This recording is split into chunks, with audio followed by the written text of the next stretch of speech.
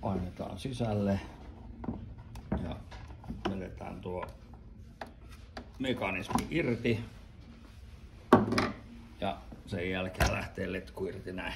Pääsee tiskaamaan ja pesemään sen ja kun se asetetaan takas, niin yläkautta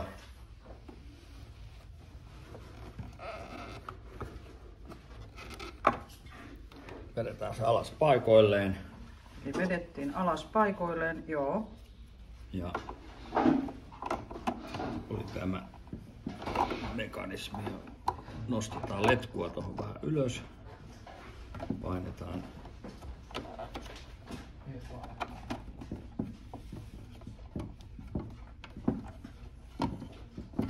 annostelija paikalle.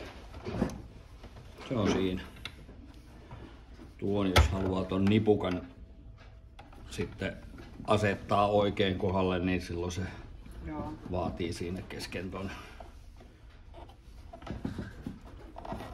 syöttämisen niin, että sen nipukan pitäisi olla kohdalla. No se ei se ole välttämätöntä, mutta jos se nyt haluaa, niin sit se pitää vaan.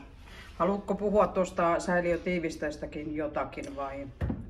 Säiliön tiiviste, kun se asetetaan paikan päälle, niin sitä ei kannata rasvata, mutta se pitäisi kastella ennen, niin silloin se menee paremmin paikoille. Tavallista hanavettä vähän sen sormen päälle laittaa. Niin, tai vaikka tiivisteen sitten pulauttaa vesihana alla. Niin, ja sitten asettaa se paikalle. Hyvä.